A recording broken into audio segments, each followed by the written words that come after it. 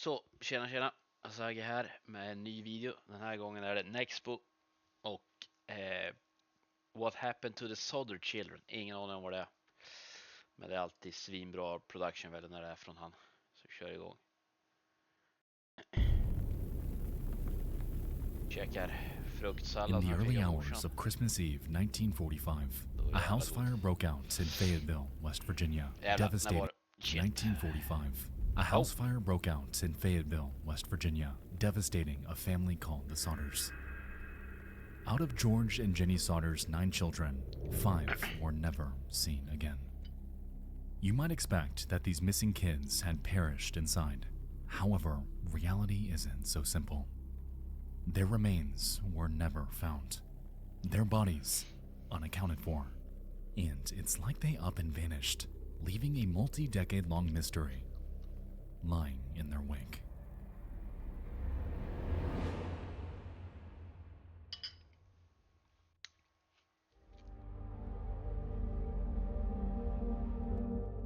Welcome back to another video adaptation of Late Nights with Nexpo, my new podcast that launched just last month with new mysteries you can listen to every single night. You're driving along a lonely stretch of West Virginia highway. The only light comes from the headlights of your car, which shine on the dark forest lining the road. The scenery is a blur. Until suddenly, up ahead, you see it. A strange billboard looming low to the ground at the side of the road. From it, the faces of 5 unsmiling children staring back at you. Their photos are haunting enough. But then you read the words plastered above. What was their fate? Kidnapped or murdered? Or are they still alive?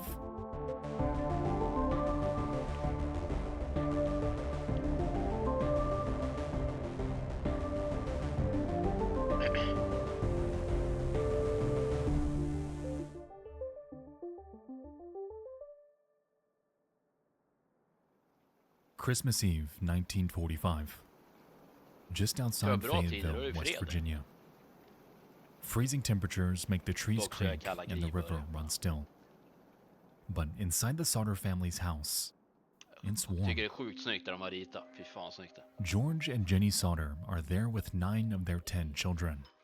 The only member of the family that's not present is Joe, the Sodder's second to oldest son, who's away serving in the army. The youngest children, who have just received some new toys from the local dime store, play happily in the living room. As it gets late, the parents retire to their bedroom on the first floor, taking their 3-year-old daughter Sylvia with them. Everyone else has beds on the second floor. The older kids, John, Marion, and George Jr., share one room. The younger kids, Maurice, Martha, Louis, Jenny, and Betty, sleep in another upstairs room. At this point, the Sodder children begin to trickle off to bed. But not all. Some of the younger ones are too excited about Christmas to go to sleep just yet. And Marion, the eldest daughter, stays up on the couch to watch them play a little while longer. Though other children still have chores to do. Maurice and Louis must go outside to feed the animals before they turn in. It's not an enviable chore. Maurice and Louis layer on hats and coats and journey out into the freezing darkness to feed them. It's a stark contrast from the warmth, joy, and laughter of the living room to the quiet, eerie stillness of the outdoors. 2 hours later, a silence has fallen over their home.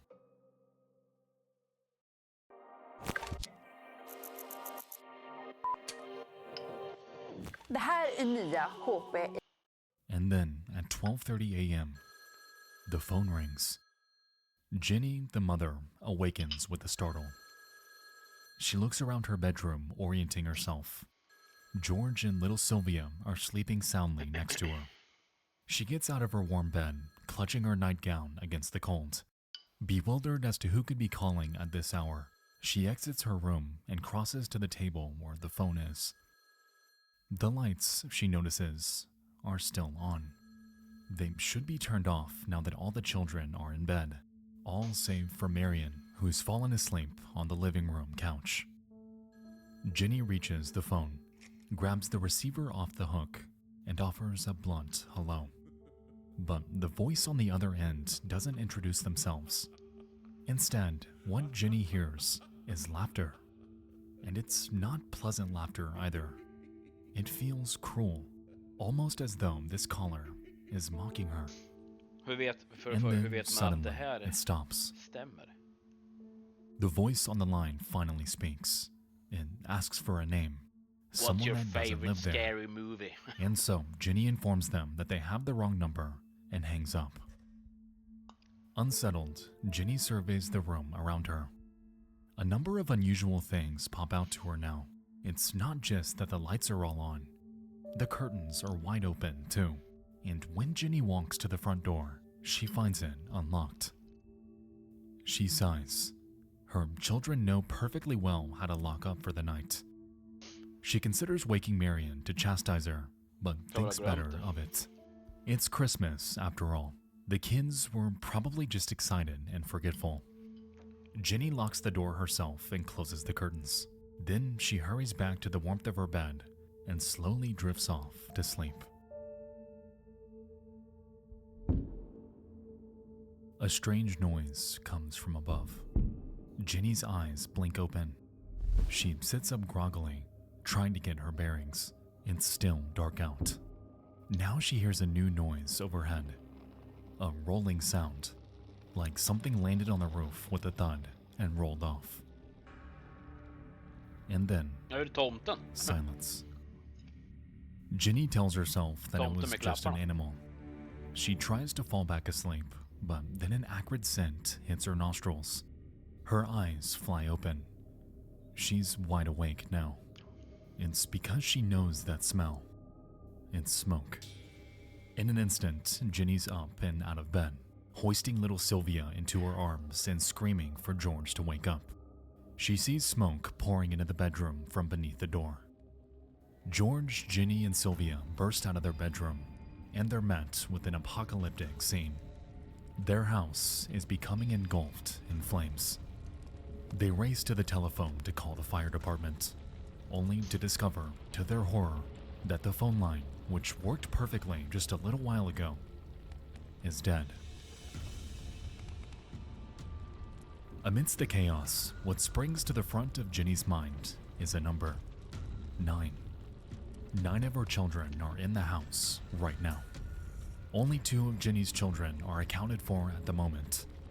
Her youngest, Sylvia, is wailing in her arms.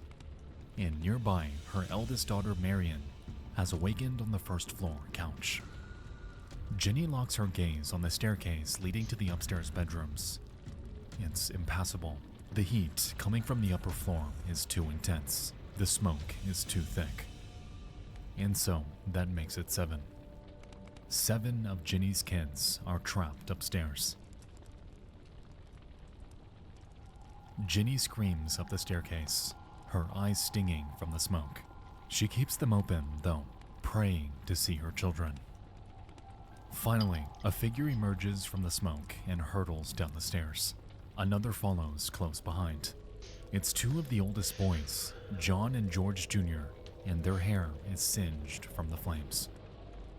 The boys are hysterical. They tell their parents that they tried to get into their younger sibling's bedroom, but they couldn't. Now the noise, the heat, everything else disappears from Ginny's world. She casts a final glance upstairs as her husband pulls her away toward the exit. The number in Ginny's head is now 5. 5 of her kids are up those stairs, and none of them are coming down. A moment later, Ginny, George, and the 4 kids who were accounted for are standing outside. It's freezing cold, and they're all still in their nightgowns. But George doesn't hesitate.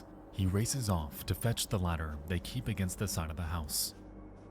The others follow, their bare feet slapping against the icy ground. But around the corner of the home, another shock awaits them. Their ladder is gone. Following this, they go to their garage to get their truck so they can drive it up to the window and climb up. Now, the Den Sodders startar have inte. 2 trucks, but when George tries the ignition on both of them, neither engine will start. George can't believe it. Both trucks worked perfectly fine just yesterday.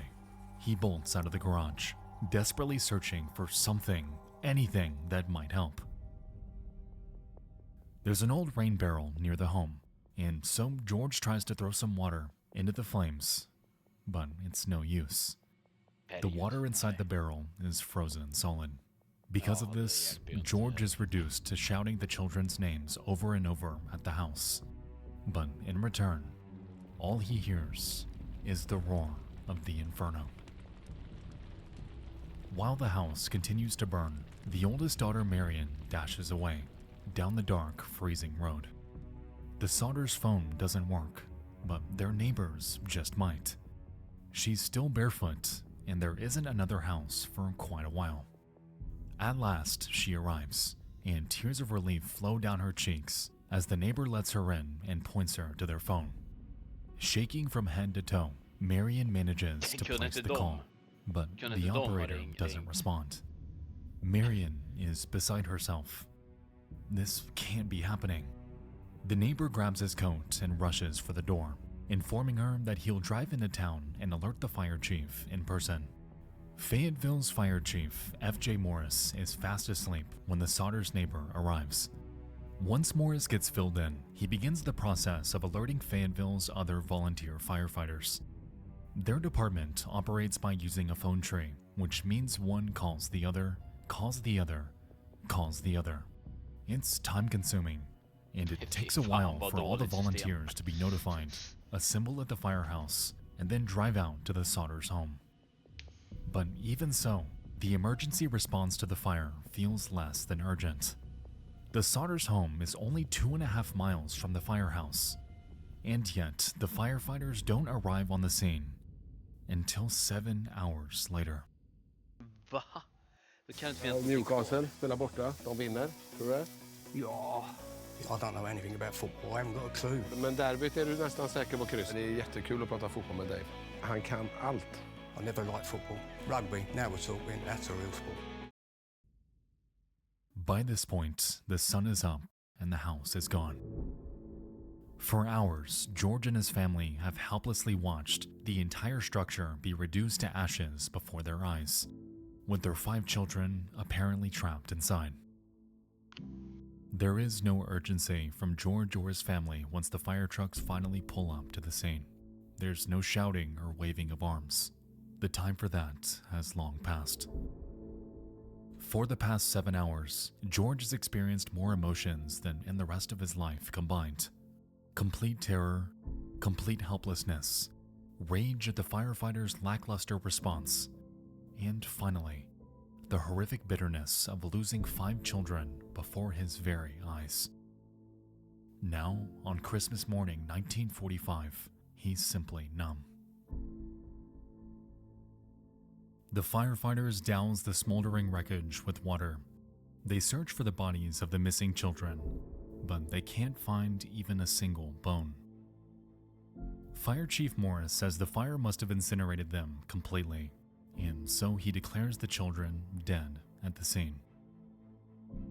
The next day, December 26th, a coroner's jury declares the fire accidental, and by December 30th, death certificates are issued for the 5 kids. A state police inspector eventually arrives. Given that the house burned for so long and so completely, it's not easy to determine a cause, but in the end, he attributes the fire to faulty wiring. To George, it all happened so fast. Too fast. The fire department took so long to come put the fire out, but then afterwards, officials practically sprinted to declare the fire an accident and the children dead. It makes George uneasy. But what can he do? The Sodders try to move on. In the new year, George brings in dirt from off-site and covers the ruins. They plant a garden in remembrance of the children they lost. Men också så här, ben, och är inte det rätt så If liksom the story svårt ended att here, elda upp ben? it would be a mercy. The Sodders could mourn in peace, However, our story is just beginning. Ja, eftersom den heter... Shocking details are about to emerge. Details that suggest that this fire was no accident, and that the supposedly deceased Sodder children may actually be alive. Kan morsan som gjorde det. It's spring. On a day like today, the sound of children's laughter should be echoing across the Sodders' property. Yet instead, it's silent. The surviving Sodders have been without a home for months, and the time has come to rebuild. But their new house won't be where the previous one stood, as the site of the fire is to remain a memorial garden forever. George is overseeing the construction of the family's new home nearby when he sees one of the workers approaching him. It's a telephone repairman, and he's discovered something odd. He leads George over to a nearby telephone pole and explains that when he ascended the pole on his ladder, he expected to find the remnants of the telephone wire that used to lead to the Sodders' old house. Instead, though, he found no burned wire dangling there at all. Rather, it was completely severed, cut cleanly, intentionally. Immediately, George realizes what that means. The phone lines didn't melt in the fire. Someone cut them, and they would have needed a ladder to do it. A ladder. George thinks back to the night of the fire, and suddenly he takes off across the yard, searching wildly under bushes and rubble. It's not until reaching the back of the property, where the yard falls off into a ditch, that he finds what he's looking for. It's his ladder, the one that he kept propped up on the side of the house. The one that he could not find to save his children on the night of the fire. And it's here where he realizes it wasn't misplaced. Someone moved it. George feels dizzy, nauseous even. The blood is pounding in his temples. A whole new series of details are flooding his mind. The wrong number in the middle of the night.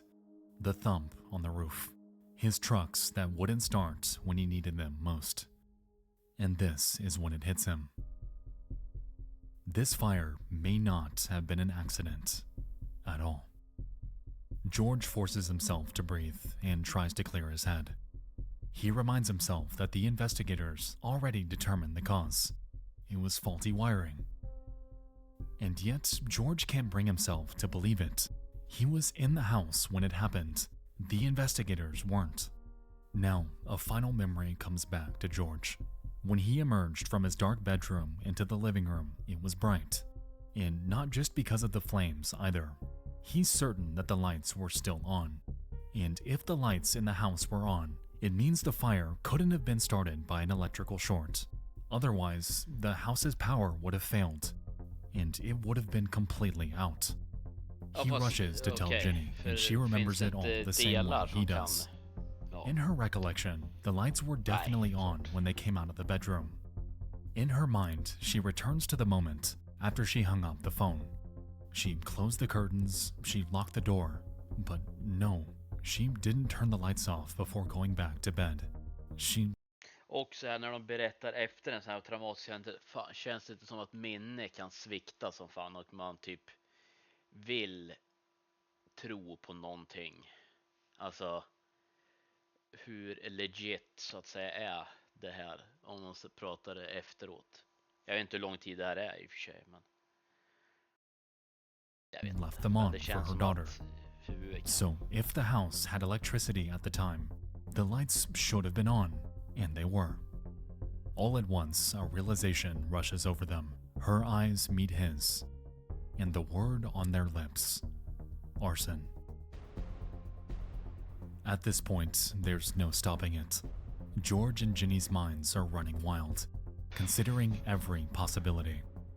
They've lost so much, and the idea that someone could have wished this upon them, that someone could have actually done this to their family, is staggering. Everything Ginny thought she knew has been thrown into question. She asks herself if it's possible that someone in their community had started this fire on purpose, then what else is possible? What else could the investigators and officials have been wrong about? can she believe anything she's been told about the fire, about the fate of her 5 little children? Doubt begins to gnaw at her. She can't stop thinking about that night, picking apart every tiny detail in her mind. Ginny can't bring herself to accept that her 5 young children actually perished in those flames. Perhaps it's the wishful thinking of a mother who has suffered an unthinkable loss, Det känns som det. but perhaps not. Because what really keeps Ginny awake at night are the facts of this case, or rather, the lack thereof. Why were there no screams or cries for help during the fire? Why are there no skeletal remains in the wreckage? Ja, det är... They say burning flesh can be smelled from miles away. And if that's true, why in the world didn't they smell it? She begins to fixate on these details and on the bones. She hears about something that happened in a neighboring community, another fire. In it, 7 people died, but in that case, 7 skeletons were recovered. And this gnaws at her. She can't understand why there were no skeletons in the ashes of her home. She decides to conduct an experiment. She has plenty of animal bones in the trash from cooking chicken and pork chops for Jo, the men family. också så här, And det so måste she ju kunna vara så här omständigheter att det blev just alltså det blev varmare. decides to take Det these måste ju vara bones svårt att recreata. and put them in her oven, making it as hot as she can. What? Interestingly, no matter how hot she gets the oven, she can't get the bones to turn to ash. Jo, men också så här, No, it's not the hur most varm- scientific hur varm en experiment. ugn? Her oven is not as hot as the Nej. house fire would have been, Jag tänkte säga det. but to her, it's enough. Ginny, in her state, Jo, won't be men det är också convinced en mor otherwise. som... In her heart, Ja. she knows that her children's bones could not have possibly been turned to ash. And with this, an employee at a local crematorium concurs, informing Ginny that En human mor som bones lever på remain hoppet. after being Då kommer subjected du- to då hittar temperatures du nog rätt comparable to mycket. that of a house fire. Alltså, It's not definitive proof, but it's more than enough for a mourning mother to cling to. No bones were recovered, which means that there's a chance, even if a small one, that the Sodder children weren't in the fire at all. ja, men And vart if skulle they de... weren't in the fire, Ja. it's possible Vart är de? that they're still alive. But this is hardly a comforting thought, because if they are still alive, where Varför are har de they? inte... Ja. Ginny knows that there's no chance that they wandered off before the fire or fled during it and somehow got lost. They were young, but not so young that they couldn't find help. Maurice, the oldest, was 14. And if they had escaped the fire but succumbed to the elements, their bodies surely would have been found by now. Eller, de hittar ju inte So the stegen. Sodder children didn't wander off, and it seems like they didn't die in the fire either. This leaves one other possibility, but it's unthinkable. It's insane. Att de som Ginny and startade- George both know ja. it, and yet they can't bring themselves to believe any other explanation than this. That fire was nothing but a distraction, a cover for the real crime that det took känns place ju that också- night. Kidnapping. Now, instead of Okay, grieving, ja. the Sodders begin to think back on every strange moment from the months prior. Every confrontation or mysterious Men jag occurrence. missar lite... The kinds of var de events a inte- person writes off as nothing to worry Såg about, de inte på natten? resurfacing and filled with sinister possibility. Which is to say that to the Sodders, every acquaintance, every neighbor, is now a suspect. George thinks back, trying to recall any recent interactions that felt a bit strange at the time. And one in particular comes to mind right away. Months prior, a strange man showed up at the Sodders' home, inquiring if George, who owned a hauling company, was hiring. George said that he wasn't, and yet the traveler still hung around the house a bit, like he wasn't taking no for an answer. It was an uncomfortable situation. George followed him around the yard, trying to ride the line between being polite and getting the traveler to move on. The young man started to point out things about the yard, as if trying to impress him with his handyman knowledge. And, circling to the home's rear, George recalls that the man pointed to the fuse boxes on their wall and said, Kommer han "This inte is på going to den cause a fire händelsen förrän someday." nu? In that moment, George concluded that this man had no idea what he was talking about. After all, he had just had the boxes looked at and approved by the power company. Eventually, the man left, and George put the incident Fan out vad of his shady mind. Electric Company på But 40-talet. now, George can't help but wonder, had the traveler really moved on down the road? Or did he hang around, bitter about being turned down for work? In another instance, Ginny recalls something else. Another curious event that happened shortly before the fire. One day, she was working in the kitchen when, through the window, she saw the kids coming home from school. But in that moment, her eyes were drawn to something else. Behind her kids, a car she didn't recognize was parked on the street. Inside it was a man, and he appeared to be watching them. All of them, it seemed. The children, Ginny, the house itself, and the way he was looking at them. It felt unusual, aggressive even. It made Ginny uneasy, but once her kids were inside, the car drove away and she sighed in relief. But now, she's left to wonder, was this man doing some sort of reconnaissance? But unfortunately, that's only the beginning of the suspect list. As an Italian immigrant, George had strong beliefs about the leader of the country he left behind. He was an outspoken critic of Mussolini, which ruffled the feathers among Fayetteville's Italian-American community. George had one business associate in particular, who we'll call Nick. He and Nick fell out over their politics, and in their final fight, Nick allegedly shouted, "Your goddamn house is going up in smoke, and your children are going to be destroyed. You're gonna pay for the dirty remarks you've been making about Mussolini." Finally, Ginny remembers the strange call she received on the phone right before the fire. Steg från It till seemed att like a hota raw någon number, till att göra det but också. now she thinks maybe it was the conspirators calling to make sure they were home. Nej, det tror jag inte. George and Ginny Där share their ringa. suspicions with the police. Though they're not convinced, they agree to investigate and put up notices around town and in the newspaper, asking for leads relating to the missing children or the fire. And soon after, a series of disturbing reports start rolling in. Around April 1946, a spectator from the morning after the fire reveals that they saw a young man remove something from the ashes. It's unclear if this was before or after the firefighters arrived, though once they got there, there was a crowd of people for the thief to blend into. The police track down this lead and identify the young man as Lonnie Johnson, a local thief. And with this, an item belonging to the Sodders is discovered in his possession. It's a block and tackle, a sort of rope and pulley George often used to repair vehicles for work. Lonnie swears up and down that he had nothing to do with the fire.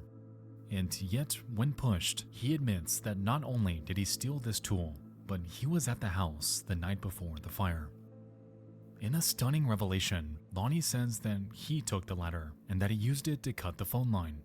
Ostensibly, this was so that if he was caught stealing, the Sodders couldn't call the police before he escaped. But he says he never did steal anything other than that block and tackle, which he only took after the house had already burnt down. It's a very odd thing to admit to, while denying any further involvement. Jo, men det är också så här om det var någon som städade upp resterna innan brandmännen kom. Det måste vara helt osannolikt att du hittar alla ben från 5 ungar och så att de andra inte hittar ett enda ben. Det finns rätt många ben i kroppen och de hittar inte ett enda. Like the man in the car, or George's business associate Nick, Lonnie, by all accounts, seems like an agent in a larger conspiracy. But in order to prove something of that magnitude, the Sodders are going to need a staggering amount of new evidence. And surprisingly, that's exactly what's about to arrive.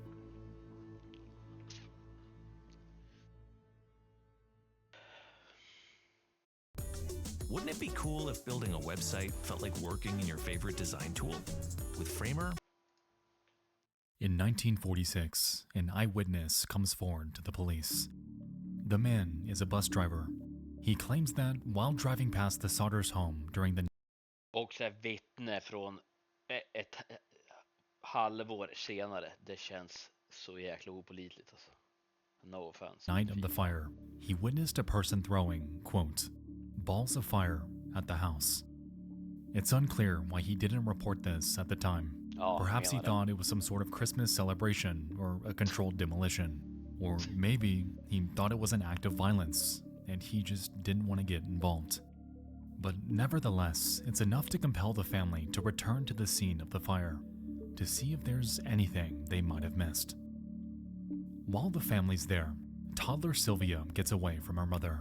A strange ball-like object in the yard catches her eye. She travels across the lawn on her small feet, arriving at the object and picking it up. It's shaped like a ball, but it has a weird cap on one end. Her parents finally notice her and come over, taking the device from her hand. George has no idea what it could be, but his oldest, John, who's now home on leave from the army, identifies it immediately. It's an incendiary grenade, a weapon specifically designed to start fires. This would explain the thump on the roof right before the fire began, as well as the rolling noise that came afterward. It also supports what the Sodders have suspected all along, that the fire started upstairs and not in a downstairs fuse box, as the police investigation determined. The Sodders are bewildered by this new evidence, but Men det är också så här, om du ska tända på ett hus, då har du en incendiary grenade. Varför kastar du den upp på taket? Är det inte bättre att sutta genom fönstret så att det börjar brinna i möbler och grejer? Det känns riktigt konstigt att kasta det på taket. confident that it'll finally convince local law enforcement to investigate the fire as an arson case. But surprisingly, the police do no such thing. Nej, men det, Military weaponry found at the scene is evidently not convincing enough. nej, det kan ju But någon som har even still, other jaw-dropping evidence continues to pour in. That same year, a pair of women reach out to the police. They claim to have seen the Sodder children alive. One of them, who works at a roadside restaurant hours outside of Fayetteville, says she saw them the morning after the fire.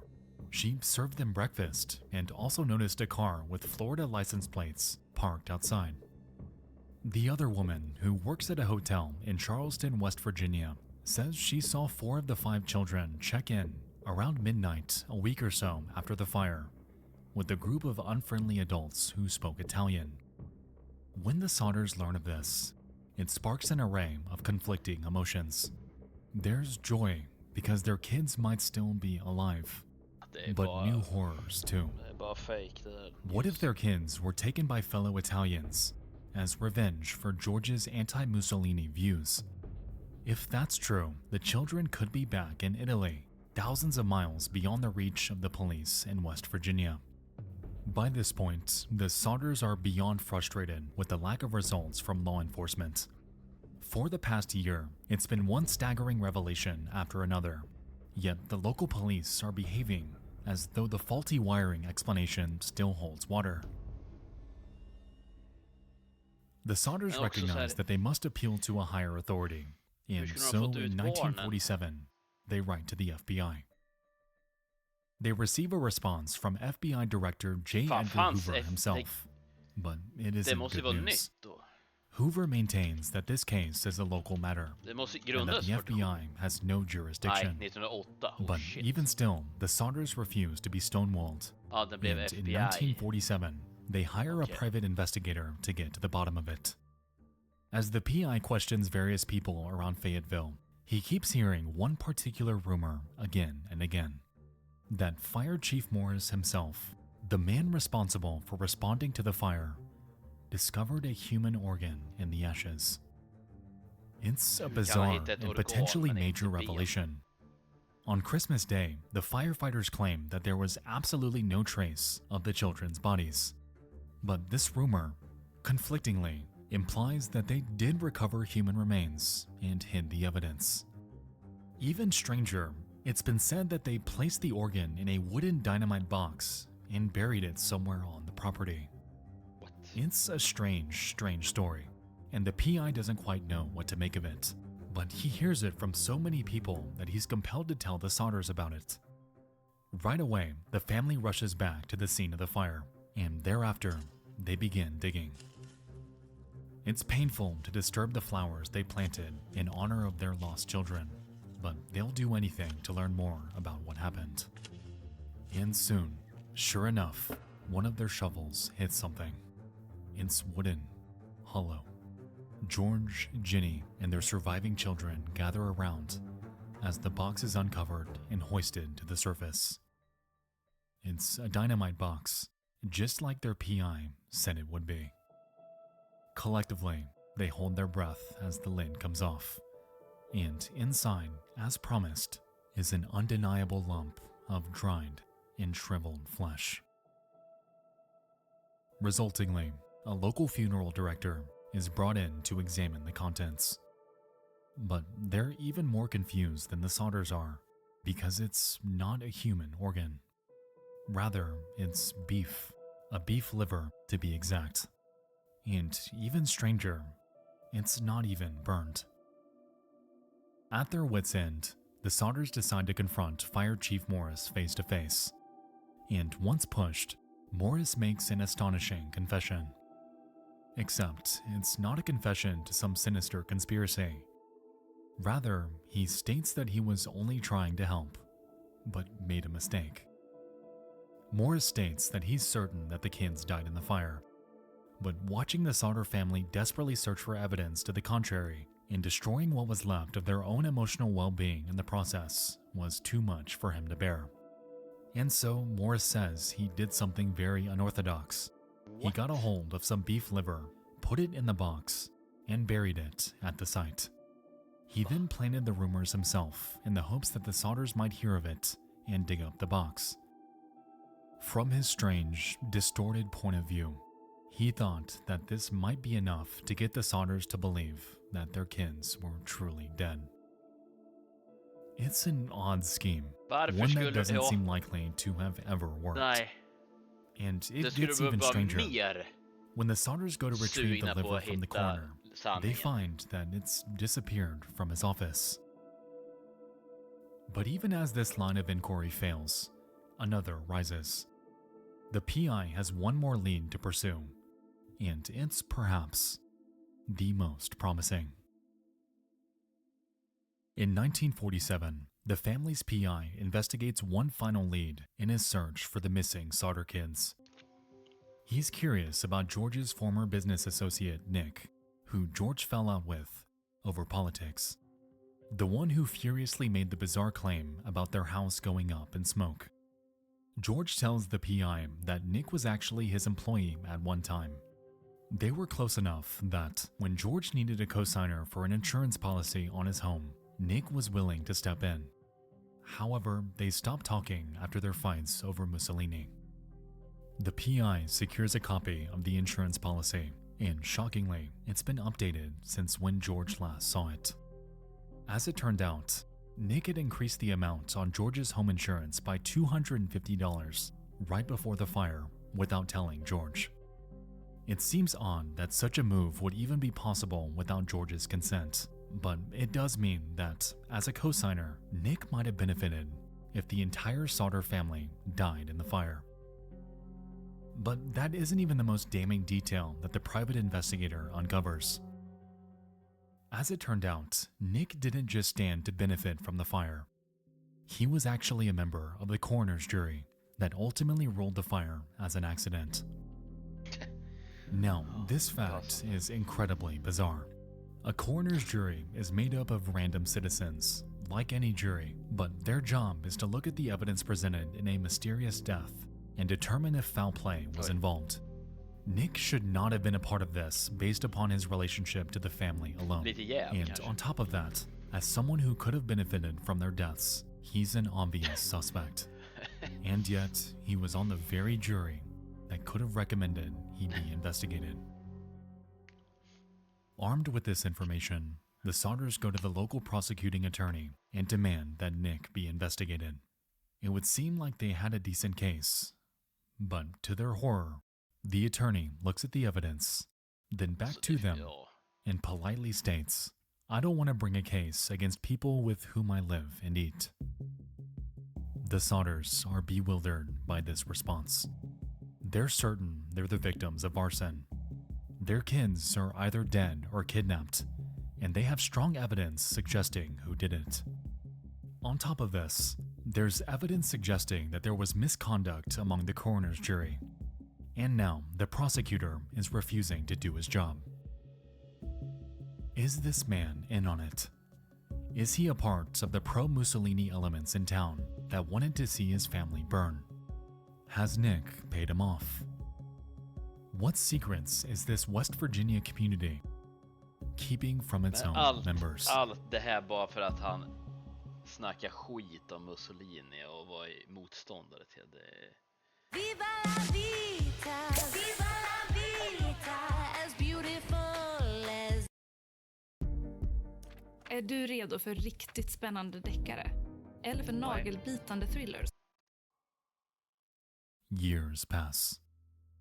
It's 1953 now, Undrar om det där är riktiga nearly bilder. 8 years after the fire, and the family is out of ideas. All that's left to them is to take out a billboard on the side of the road near their house. It features Det är också så här.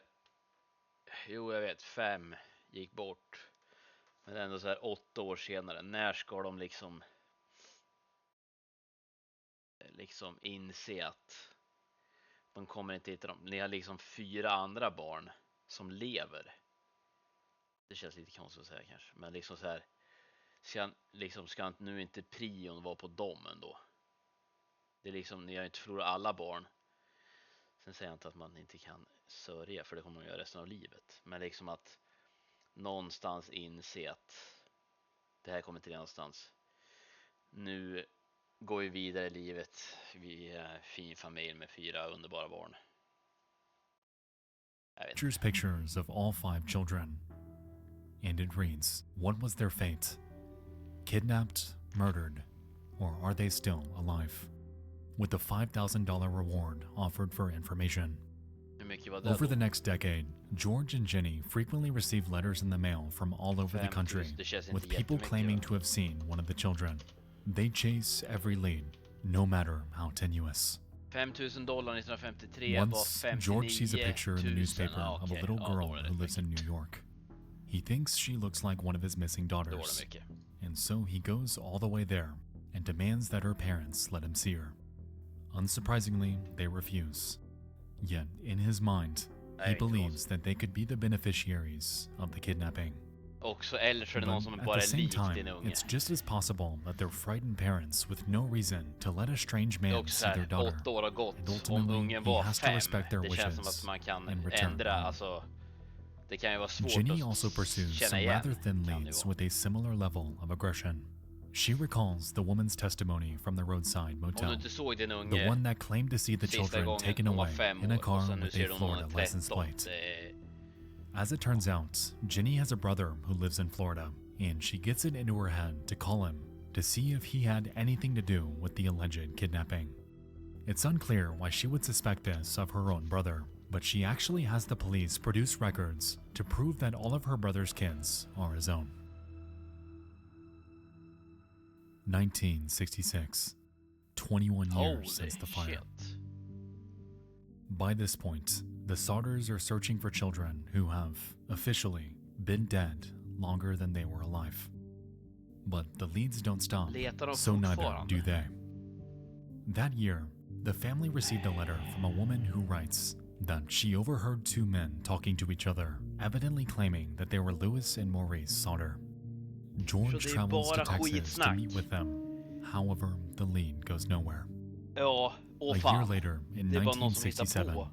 the Sodders receive another mysterious letter. Ja. Enclosed is a photograph of a young man with the same features and complexion as the men in their family. And sure enough, on the back of the photograph, there's a note that reads, Louis Sodder.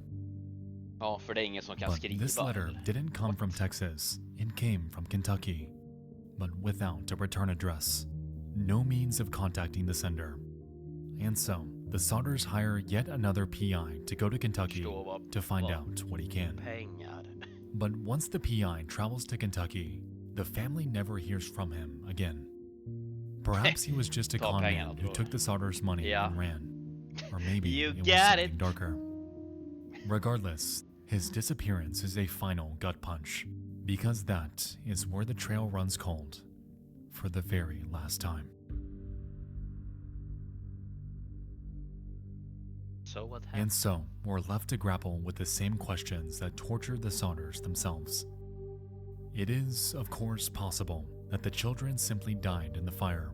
Ja, Maybe all 5 bodies really were incinerated. det är väl mest Or maybe troliga. the firefighters just didn't search thoroughly enough to find what remained. Ja, så kan det ju verkligen vara. But an accidental fire burning hot all night doesn't explain the many contradictions and lies embedded in the evidence. It seems at least possible that their kins were kidnapped. Yet, in some ways, it might be less chilling to believe that they all died in that fire. Grief can do strange things to a person. By not accepting the deaths, Ginny and George Exakt, became det är their också own menar. tormentors. As horrifying as the death of a child can be, there's nothing more terrifying than the unknown. Not accepting the simplest explanation meant that they forced themselves to imagine the worst. Forced themselves through years of false leads and disappointment, and led themselves to hurl terrible accusations at both strangers and family. The unknown. That is what ruined their lives. Not the fire, not the loss. Det jag har tänkt på, ja, konstig, men ja, så här, inte veta, det måste vara så jävla jobbigt som ja, din syster, din dotter, din son, din bror. Om du säger att du är 15 och ditt syskon är 10 och hen blir kidnappad eller mördad, men man hittar aldrig kroppen och man hör aldrig av dem igen. När du liksom växer upp och du blir 40, 20, 30, 40, ser du din bror eller syster som 10, eller ser du hen som jämngammal med dig när du tänker på det? Jag antar att du ser ungen, men den ska ju egentligen vara vuxen. Konstigt förklarat kanske, men undrar hur. Och just att inte veta, det måste vara så jävla jobbigt och liksom inte hitta kroppen så du kan liksom propert begrava den människan. Det måste vara så jävla jobbigt. Så liksom veta att ja, den är mördad liksom troligtvis. Nej, fy fan, det måste vara så jäkla jobbigt. Just simply not knowing. Det jag menar är att växer den där upp The i Sodder minnet, children så att stare säga. down from their billboard on the highway, asking every driver who passes, what was our fate?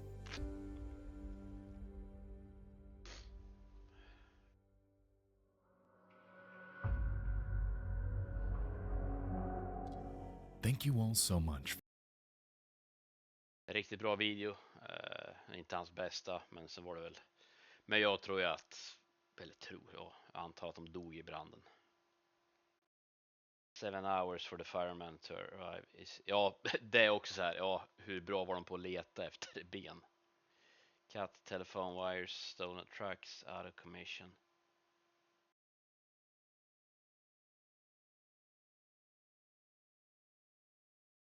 Jo, men ja. Men skulle det vara en stor konspiration? Det känns. Det är det jag menar. Issue is all if this. Huh? Issue is all if this is not out of the ordinary for way. Alltså, jag fattar inte, jag kan inte läsa. Underfunded fire department tends to not have the best response time. Phone lines were not reliable at the time. Ja, exakt. Och sen med bilarna. Ja, det är ändå så här 45 och det var mitt i vintern. Det är klart att batterier kan paja. Och sen att det är någon som ringer och skrattar, det är väl också helt osannolikt. Varför skulle de göra det för? Sounds less like I'm more like parents in total denial. True. A wooden house burns down on Christmas. 5 kids go and sell it's a mafia plot med serious phone calls. Ja, det är det jag menar. Det kan ju ha varit föräldrarna som låg bakom. Ja, och sen så här, hur vet man hur mycket som är sant? Att de höll på med private investigators och alltså slaves trading. How can we ignore the incendiary grenades? Jo, men också så här, ja. Remember this was 1944 and positive things were a lot less able to be sold. Jo, men också så här, ja, det kan väl någon bara ha lagt dit. Det var väl, han var ju med i armén och hans son var ju hemma.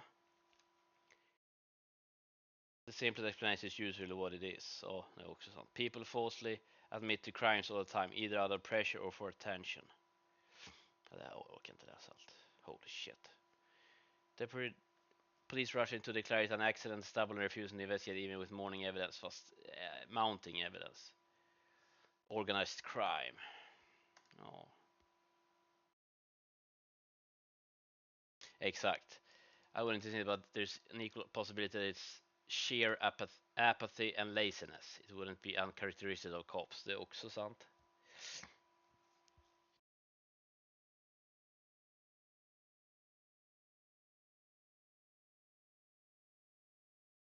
I was taught in osteology class that human bones virtually never disintegrate in fire. Så det var det jag tänkte.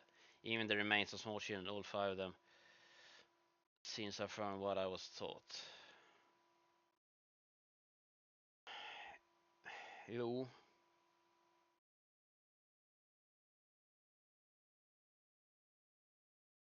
Ja, sen det där med att han grävde ner jävla kistan med kött.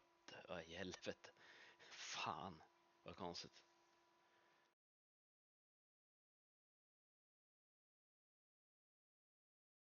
Men också så här, ja, de hörde inte skrika, men jag menar när det brinner fullt och rök.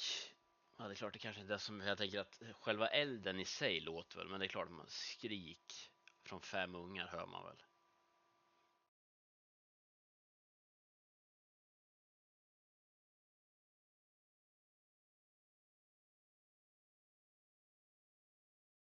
I think the follow-up picture of the sun was real.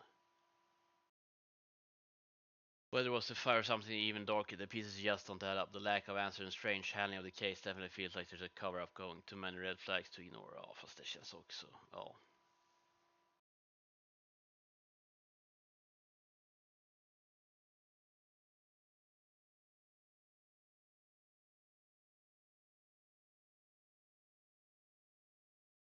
Ja. Ja, nej, men spännande video då måste man säga. Men tack för att ni kollade i alla fall. Ha det gött, så hörs vi.